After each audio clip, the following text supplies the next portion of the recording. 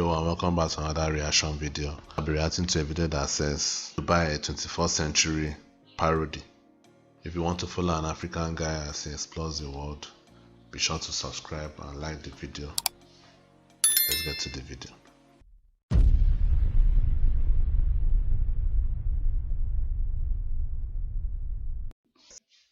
The word Dubai, most of us picture towering skyscrapers, immense wealth, police with Lamborghinis, 7-star hotels with the absolute cream of society inside them. Also the Palm Islands, the World Islands, the Burj Khalifa, the Burj Al Arab, futuristic symbols of incredible wealth. And so in light of all that, I'm here to make the case that Dubai, the Emirates and the Gulf countries in general are one of the worst places on the... Before I continue, I've always been fascinated about Dubai. I mean, it's one of the first foreign countries. I've never left my country. I've never left Nigeria before, but it's one of the first foreign countries I wish to ever travel to. I mean, it's one of the cheapest in terms of like the airline fees. It's one of the cheapest when you consider the fact that it's kind of a first world country. You know, it's probably the cheapest first world country I could travel to. So it's something that is the most realistic out of all the first world countries I could travel to. So probably one of the first places I'll ever travel to if I'm able to afford it. So I'm always intrigued about it, and of course I wouldn't like to live there. Let's make no mistake about that. I wouldn't like to live there. I like a freedom kind of life. I mean, my country is not a first world country, but I'm still kind of free. So, but I don't really know much about Dubai that much. I know you can still live freely, but there's some restrictions, so can't really have a say about that. But it's a beautiful country, and I would like to visit there plenty times. No, I would like to visit there plenty times. So let's just see what this video has to say about the planet. Now this is a rather bold claim, I realize, but it's one that I can substantiate fully. So let's take a look at what's really behind the glitz and glamour, the true face of Dubai and the Gulf countries. To better understand what's going on in a place like Dubai, first let's talk about Romania. In the decades following World War II, Bucharest, the capital, came to face the same problem as many Eastern European capitals did at the time. As urbanization increased and huge residential areas were built out, the need arose for new, high-capacity public transportation. And so Nicolae Ceausescu, the dictator of Romania back in the day, gave out the order to construct a metro line. And so the engineers created a line proposal and presented it to him. And then Ceausescu was like, "No, I will design the route personally." And so the former shoemaker assistant, who also called himself the genius of the Carpathians, I am not making this up, sat down and redesigned the entire metro line to have it run along the river underneath. Yes, along. But Nicolae Ceausescu's wife, Elena Ceausescu, a former textile factory worker, also got her fair share of planning.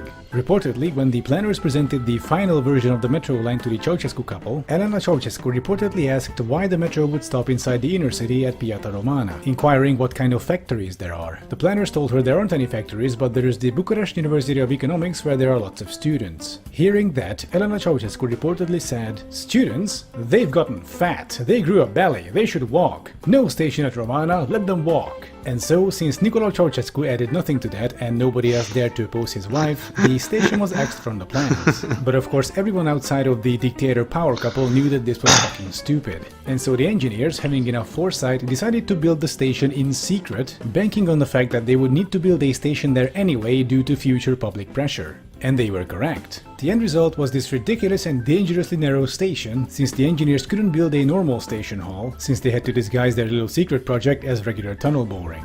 And so the moral of the story is, smooth brain dictator plus construction equals dumb shit. And boy, what a perfect segue this is to the video's actual subject, Dubai. The city of Dubai is a fucking joke. This guy is petty. I just have to say that. I'm going to put a link down in the description for the video. I mean, I really like the video. I've not even watched that much already. I really like the video. This guy is effing petty. It's a tasteless parody of everything wrong with modern humanity. And so why do I say that? Let's go through it, shall we? Now, in my video about skyscrapers, I have already talked about the Burj Khalifa. It's a big dumb tower of glass and steel stuck in the middle of the desert, serving no other purpose than a petrodollar-fueled dick measuring contest. And the building even has its own poem about itself. Like, seriously, how Wait. I actually saw, when I wanted to watch this video, I actually saw that his first video, he actually released a video about this firstly, that already had 9 million views and it was hit with copyright. Is it that maybe the Dubai government didn't like what he said?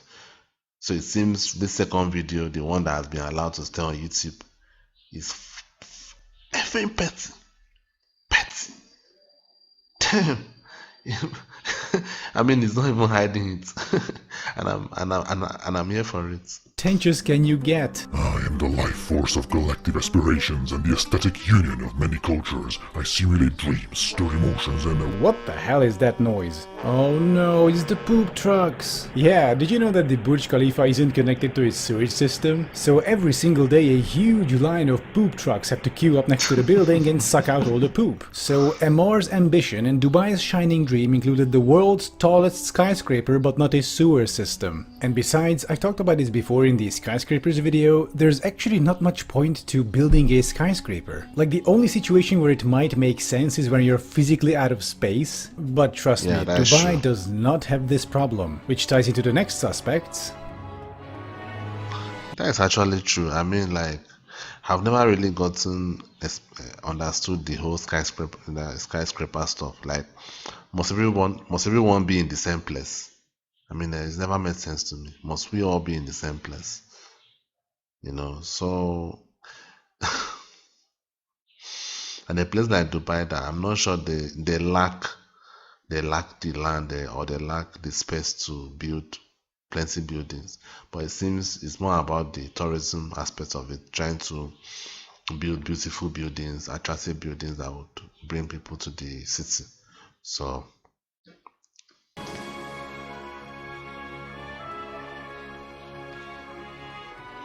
Dubai's Palm Islands are the OG symbols of the city. The construction of the first one, the Palm Jumeirah, started in 2001, if you can believe that. And according to Google's satellite images, it's still not finished, it's still getting built out. And just for good measure, let's take a look at what they actually built here. I mean, these things do look nice from space, but what are they really, from up close and personal? Well, the stem is an 8-lane urban freeway, and the leaves are just individual suburban streets. Oh, and there's also a monorail in the middle.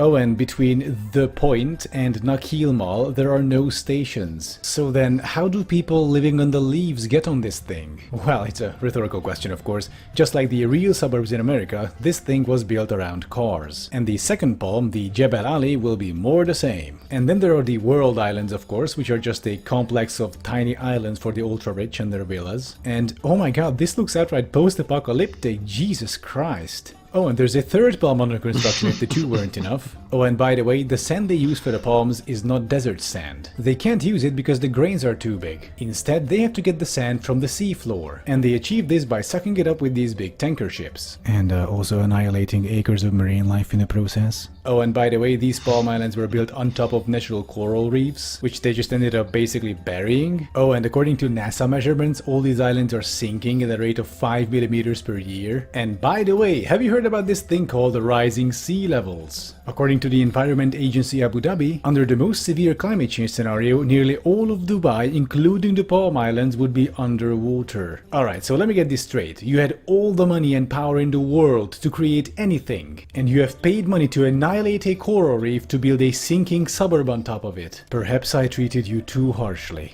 And here's the kicker about these islands. That's right, I'm still not done. Why build them on the sea to begin with? I mean, you have the desert. You have all the space you will ever need. So why not just build the palms inverted into the land? You know, having the actual body of the palm not out of sand but out of water. It would look just as impressive from space, and it wouldn't even demolish all the aquatic life. Hang on a second, they did do something like this already, just below the palm tree. And oh no, these are American-style suburbs? Oh man. I can't believe it. They took the worst urbanism practices from the US and they implemented it one-to-one. And we actually have all the circles of urbanism hell in here. Copy-paste housing, cul-de-sacs, giant highways cutting through the area, no public transportation, a 12-lane arterial road, Jesus Christ. And so this will be our segue to...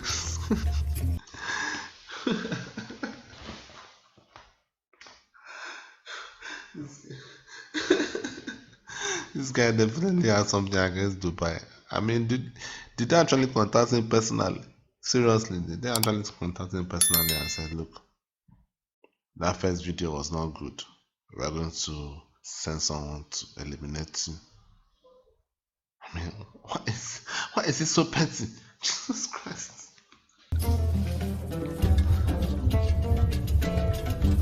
Dubai's urbanism in general is just complete bonkers. It's kind of its own little bubble, really. A strange little rich people's dystopia in the desert. Take a look at this arrangement. Two sections of skyscrapers separated by a 20-something lane freeway, and behind it a bunch of cul-de-sac suburbs and golf courses. It's this strange mixture between Futurama and evil Los Angeles. And this just makes me feel so frustrated because all that money and all that power, they could have done so much more and so much better than this. The way I understand it, the main motive behind building all this flashy stuff was to try and increase tourism, to help the Emirates economy transition away from oil revenues, which is, you know, fair enough. But then why not build something truly unique? Something that isn't just a big dumb tower of glass and steel, or a couple dozen suburban streets on sinking sandbanks, or gigantic malls or golf courses. Imagine a city with full-on historic Arabic Golden Age architecture with modern elements. Okay, this is concept art from Diablo 3, but you get the idea. I have seen skyscrapers, malls, suburbs, urban freeways, or golf courses before. What I haven't seen is a historical or at least historicist Arab city. That would be a great way of spending all those petrodollars, or at least a better way, I would say. And that might even attract a more quality crowd instead of the oligarchs, trust fund babies, and nouveau-riche idiots. That is kind of true. It almost seems like they're trying to copy the modern kind of cities like the Los Angeles and the New York and the the Beijing, Shanghai, and those kind of places. Tokyo, trying to mirror those kind of big cities that are crowded. I don't know. I mean, what he's saying is actually sounds better. I mean, they try to be unique. They try to do things that other people don't have. But obviously it's still working for them because people still go there, like Americans still go there, Europeans still go there, they still go there as, like most people won't like to live there, obviously, especially except they are very, very rich. But I mean, it's still profitable for them to an extent. Now, would it be still profitable for long term? That remains to be seen. Okay, that's a bit unfair, but Dubai right now is not exactly a haven of intellectualism, so to speak. By the way, did you know that only 10% of the Emirates population is actually Emirati? The other 90% being immigrants and expats. Well, actually, they're all immigrants. It's just that white people came up with this word expat, so they don't have to call themselves immigrants abroad because that word is reserved for brown people. Speaking of which...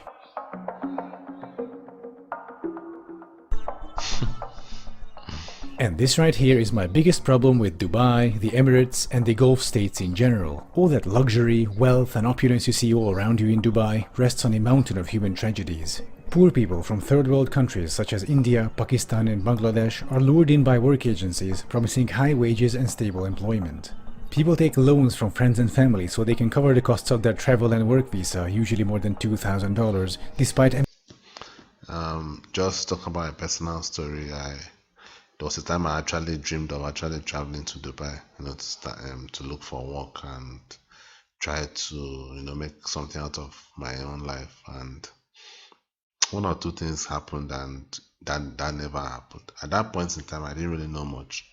My main point was that I used to see Dubai, nice place, looking futuristic, and I was hoping to go there and, make a living for myself. But luckily, fate did not allow that to happen. Who knows what it may have turned out for me. I could have been in a situation where I would have been doing slave kind of work, so Now, I'm not saying that other people that are going there are not making it, but there's a very, very huge risk of you going there and, disappearing into a like a slave kind of workforce. So it's not like I'm some of this kind of a rich person that I could get myself out of it easily. Um, not that I'm poor or anything, but if I actually can gather enough money to travel to this kind of place to advance myself, and I now run back after a few months, that would look kind of, pathetic. So I wouldn't know whether what happened to me was good fate or bad fate. So it remains to be seen. But I don't know, this video is making me feel like I made the right decision.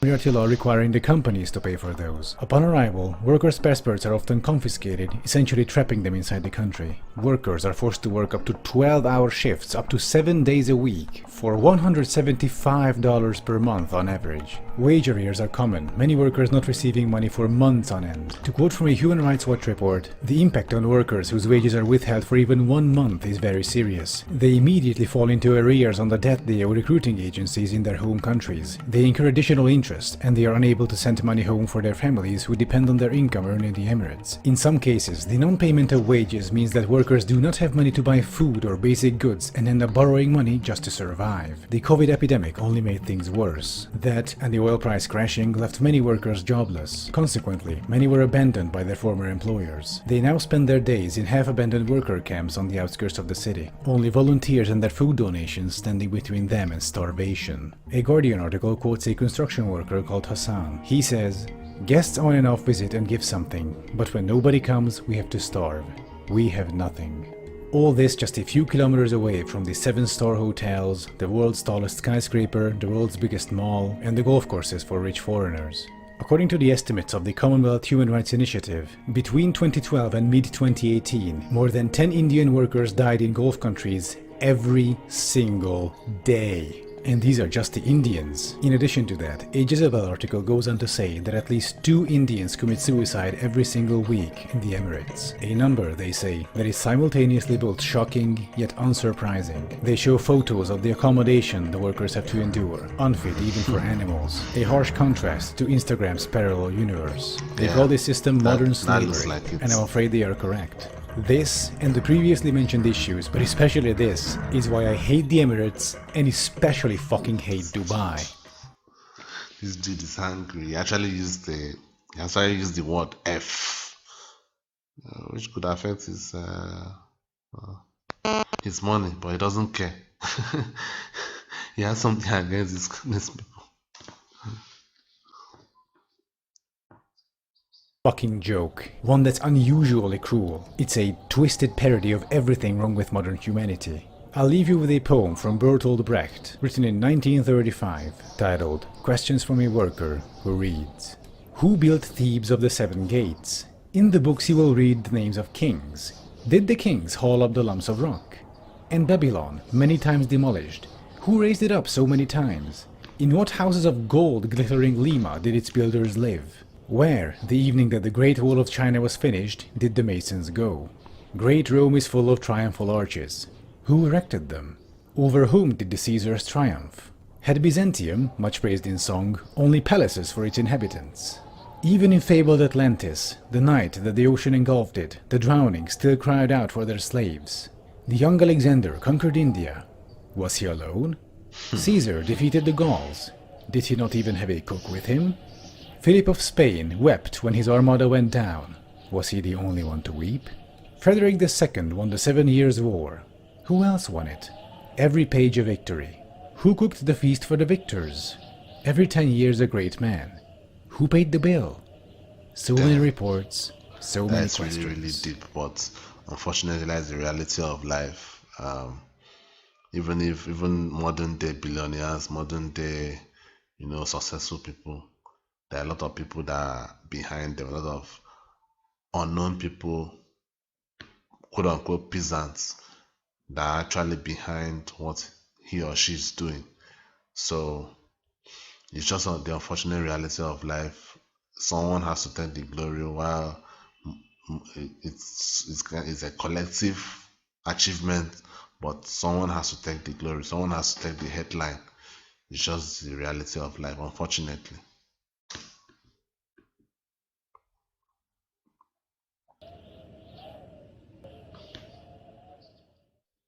Thank you for watching. I'm sorry the video took such a dark turn in the end, but as I was looking up stuff for Dubai for the video, I kept encountering more and more just alarmingly fucked up information. Like, Jesus Christ. Anyway, thank you for watching once again, and please like and subscribe if you haven't already, and do check out my Patreon tiers, link in the description. This is one of the best videos I've watched because this guy actually seemed very passionate about this video. He's actually angry. I mean, it's almost like he has something against the Emirates. Damn, that was such a nice video. I hope you guys enjoyed the reaction, and I hope you also enjoyed the video, and I hope to see you guys next time. Don't abandon me.